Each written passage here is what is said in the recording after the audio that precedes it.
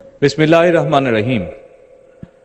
মাননীয় সংসদ সদস্যবৃন্দ, আসসালামু আলাইকুম। ফ্যাসিবাদের নির্মমতার শিকার অসংখ্য মানুষের কান্না আর হাজারো প্রাণের আত্মত্যাগের মধ্যে দিয়ে অবশেষে আজ থেকে পুনরায় যাত্রা শুরু হতে যাচ্ছে জনগণের ভোটে জনগণের কাছে জবাবদিহিমূলক সত্যিকার অর্থে জনপ্রতিনিধিশীল জাতীয় সংসদ। বাংলাদেশের জাতীয় সংসদের রাজনীতির এই ঐতিহাসিক মুহূর্তে আমি আল্লাহর দরবারে শুকরিয়া জানাই, যার অশেষ রহমতে আমরা একটি ন্যায়ভিত্তিক গণতান্ত্রিক মানবিক বাংলাদেশ প্রতিষ্ঠার লক্ষ্যে যাত্রা শুরু করতে পেরেছি।